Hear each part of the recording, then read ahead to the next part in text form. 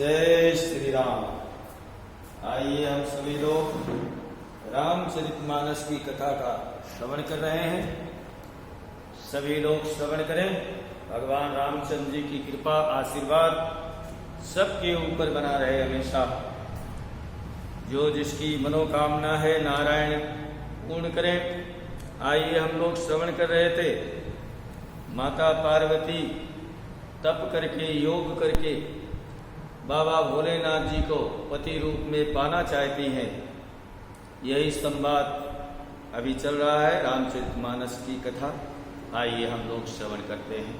जय जय श्री सीताराम। श्री राम जय राम, जय जय राम,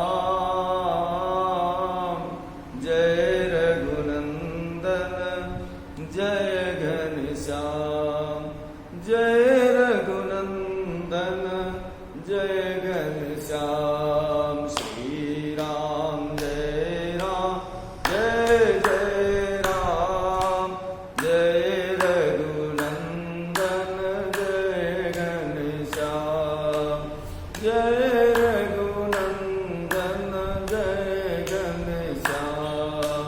श्री राम जय राम, जय जय राम, श्री राम जय राम, जय जय राम, जय रघुनंदन, जय घनश्याम, जय रघुनंदन, जय घनश्याम।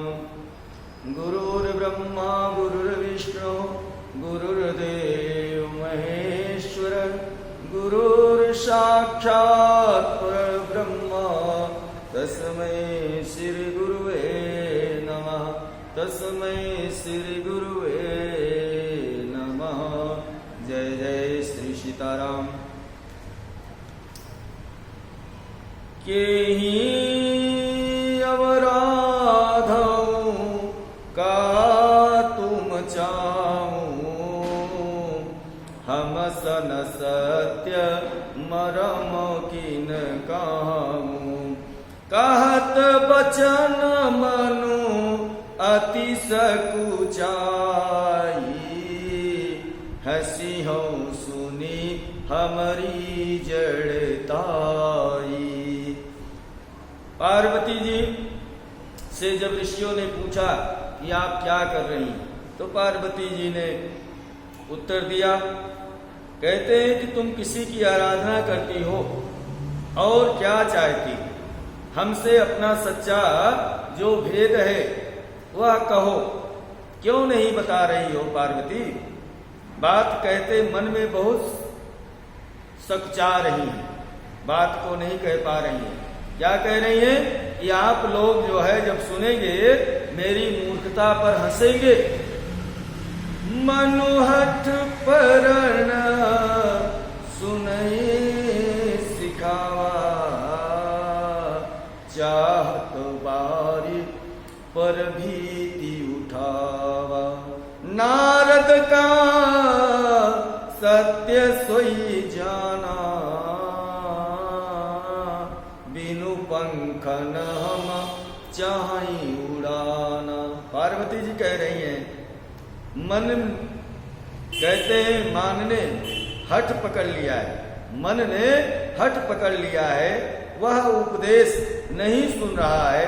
जैसे कोई जल है और जल के ऊपर दीवार उठाना चाहता है ना, उसी तरह यह है। नारद जी जो कुछ कह दिए हैं उसे यह सत्य जो है मन मान करके बैठ गया है। कहते बिना पंख के ही यह उड़ान भरना चाहता है।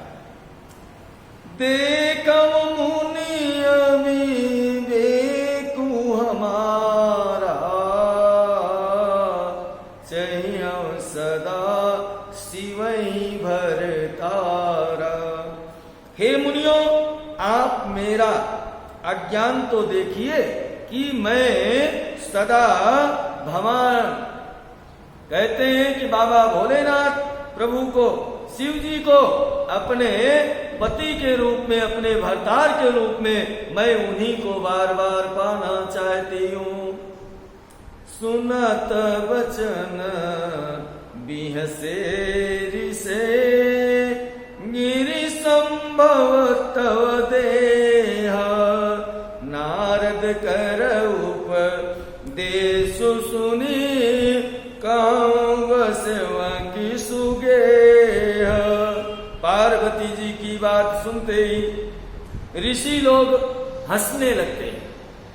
ऋषि हंसने लगते हैं, बोले हैं तुम्हारा शरीर पर्वत से ही तो उत्पन्न हुआ है, भला कहो नारद जी का जो उपदेश है वह सुन करके आज के पहले किसका कल्याण हुआ है? किसका घर नारद ने बसाया है? जहां जहां उपदेश करते हैं उसी व्यक्ति का घर टूट जाता है।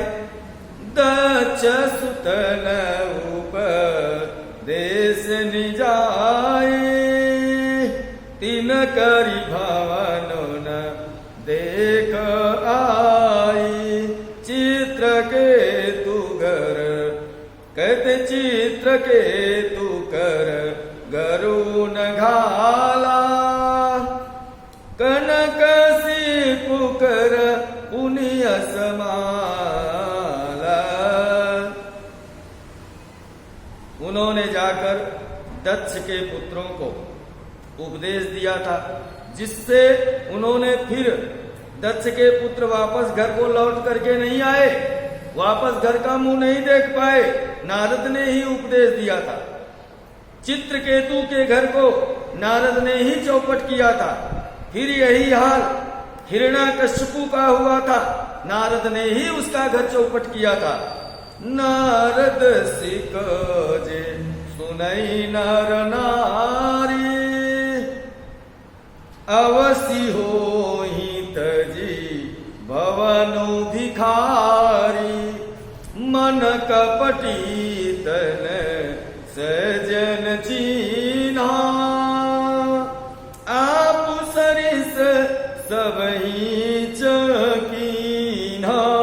जो स्त्री पुरुष नारद के वचनों को मान लेता है, उनकी शिक्षा को ग्रहण कर लेता है, वह व्यक्ति घर बार छोड़ करके संत हो जाता है, सन्यासी हो जाता है, भिखारी हो जाता है, मांग मांग कर खाने लगता है। कहते हैं कि सज्जन बन जाता है, सभी को अपने समान ही नारद ऋषि बना देते हैं।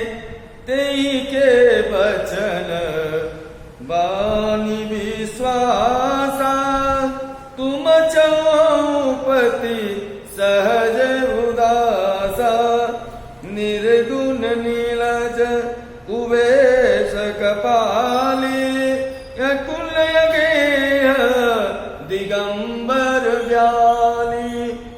उनके वचनों पर विश्वास करके आपने ऐसा पति चाहा है जो स्वभाव से ही उदासीन है, गुण का हीन है, निर्लज्ज है, बुरे भेष वाला है, नर कपालों की माला पहनने वाला है, कुलहीन है, बिना घर बार का रहता है, नंगा और शरीर पर सांपों की माला को लपेट करके रखता है।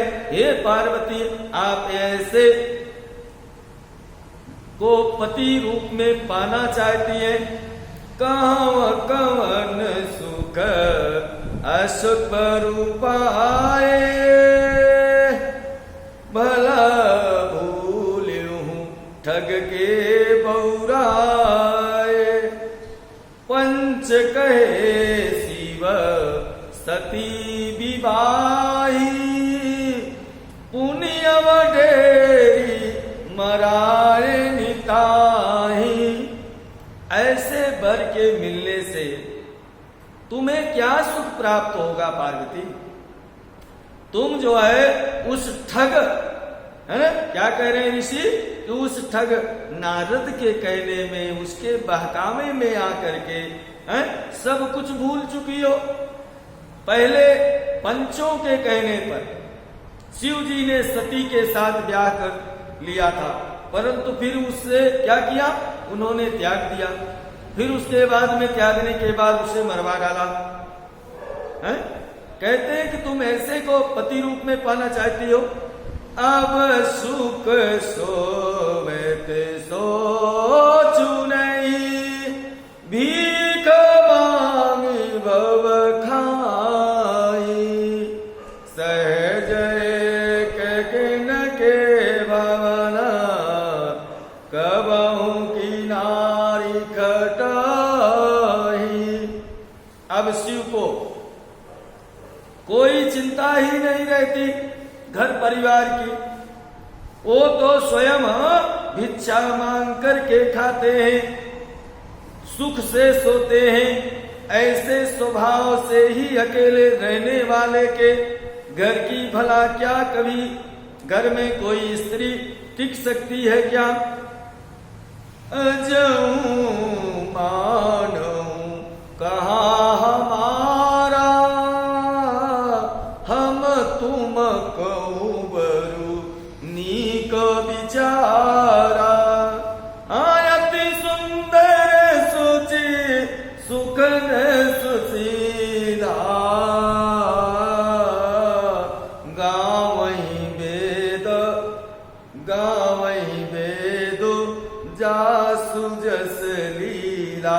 हे पार्वती जी सुनो, हम लोगों ने विचार किया है, बहुत ही सुंदर एक वर तुम्हारे लिए हम लोगों ने चुना हुआ है।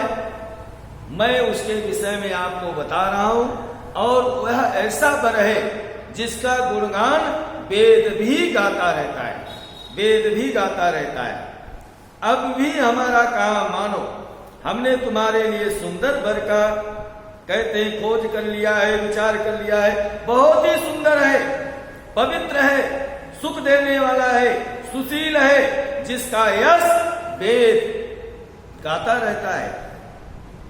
दूषण रहित सकल गुण राशि, श्रीपतिपुर वैकुंठ निवासी। असबर तुम्हि मिलाऊ बयानी, सुनत बिहसिका बचन भवानी। जैसे महात्माओं ने उनको बताया कि ऐसा ऐसा है, कहते हैं वह दोषों से रहित है, सारे सद्गुणों की राशि है, लक्ष्मी जी का स्वामी है, और वैकुंठपुरी उनकी है, वह वैकुंठपुरी में रहते हैं। हम ऐसे वर को ला करके तुमसे मिला देंगे। यह सुनते ही पार्वती जी हंस करके बोली, क्या बोलती हैं? सत्य कहूं गिरी भवतनुये, हठ न छूट छूटई बरुदेहा, हाक न कहूं पुनि पाषाणते होई, जरहूं सहजुन परिहर सोई। आपने हे संत महात्मा सत्य कहा है, मेरा यह शरीर पर्वत से ही उत्पन्न हुआ है, इसीलिए यह हठ को छोड़ता ही नहीं। शरीर भले ही छूट जाए, कहते हैं शरीर भले ही मेरी छूट जाए, प्राण भले ही चले जाए, जैसे कहते हैं पत्थर से ही उत्पन्न होता है क्या? सोना। सोना पत्थर से उत्पन्न होता है, लेकिन उसको कितना भी अग्नि में तपाओ, कितना भी जलाओ, लेकिन सोना कभी अपना अंश स्वर्ण तत्व को छोड़ता नहीं, अपने स्वभाव को छोड़ता नहीं। अरे नारद बचन, नारद बचन मैं परिहरऊं, वसौ भवन उजरऊं नहीं डरऊं, गुरु के बचन प्रतीत न जेहि, सपन्यों सुगमना सुख सिद्धते ही। अतः मैं नारद जी के वचनों को नहीं छोड़ने वाली, जो वह संत महात्मा कह गए मैं वही और उनके वचन पे ही अटल रहूंगी, मैं उनके वचन को नहीं छोड़ूंगी। चाहे मेरा घर बसे चाहे मेरा घर उजड़ जाए, इससे मैं नहीं डरती हूँ। जिसको गुरु के वचनों में विश्वास नहीं होता, उसको सुख और सिद्धि स्वप्न में भी सरल यानी सुगम प्राप्त नहीं होती। महादेव अवगुण भवना, विष्णु सकल गुण धाम। हाँ जय कर मनु रमा जाए, सन देते ही सन काम।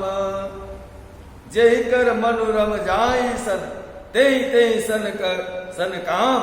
यानी कहते मना मैंने मान लिया महादेव जी में बहुत सारे अवगुणों के भवन है, भंडार है, बहुत सारा अवगुण भरा हुआ है। विष्णु समस्त सद्गुणों और धाम है, सारे गुणों से संपन्न है। पर जिसका मन जिसमें रम गया है, उसको तो उसी में ही कहते हैं, उसी स्थान पर ही उसको काम में आता है। जो मन जिसमें रम जाता है, जिससे प्रीति हो जाती है, उसके काम तो वही चीज आती है, अन्यथा उसके लिए सारा विषय फीका है। जब तुम मिलते हो प्रथम मुनीसा, सुनते हो सीख तुम्हारी धरी सीसा। अब मैं जन्म संभोहित हारा, को गुण दूषण करय विचारा। हे मुनीश्वरों, यदि आप जो है मुझे पहले मिल गए होते तो मैं आपके उपदेश को सिर से और माथे पर धारण करके रखती, सुनती। परंतु अब तो मैं अपना जन्म शिव जी के लिए ही कहते न्यौछावर कर दिया है, मैंने हार लिया है, मैंने वचन ले लिया है कि आजीवन शिव जी का ही है मेरा। फिर गुण और दोष का क्या विचार करना? कौन करता है गुण और दोष का विचार? जब मैंने मान ही लिया है कि मुझे वही चीज चाहिए, अच्छा हो बुरा हो जैसा हो, अब तो मुझे वही चाहिए। जब तुम्हारे हठ हृदय अभिषेकी, रही न जाय बिनु किए वरेसी। तव कौतुक आलशु नाई, बर कन्या अनेक जगमाही। कहते यदि आपके हृदय में बहुत ही हठ उत्पन्न हो गई है, विवाह की बातचीत कहते हैं कि बरेकी हो गई है, किए बिना आपसे रहा नहीं जाता, तो संसार में बहुत सारे ऐसे वर हैं, बहुत ऐसी कन्या है, खिलवाड़ करने वाले को आलस्य तो होता नहीं, और कहीं जाकर के और कीजिए, और कहीं जाकर के अपना सुझाव दीजिए, यहाँ पर नहीं चलेगा। जन्म कोटि लगी रगर हमारी, जन्म कोटि लगी रगर हमारी। बरव संबुनत रहूं कुमारी, बरहु संबुनत रहूं कुमारी। हाथ जौन नारद कर उपदेशु, आप कहाँ सत बार महेशु। मेरा तो करोड़ों करोड़ों जन्मों तक यही हट रहने वाला है, यही रहेगा। मैं तो शिव जी को ही वर रूप में अमेले को जन्म जन्म मांगूंगी। हाँ, नहीं अगर शिव जी मिलते हैं तो मैं कुंवारी ही रह जाऊंगी। स्वयं शिव जी 100 बार कहे तो भी नारद जी के उपदेश को मैं छोड़ नहीं सकती। वाह। मैं पापरों कहीं जगदम्बा, तुम गृह गवण भयो विलम्बा। देखी प्रेम वो ले मुनि ज्ञानी, जय जय जय जग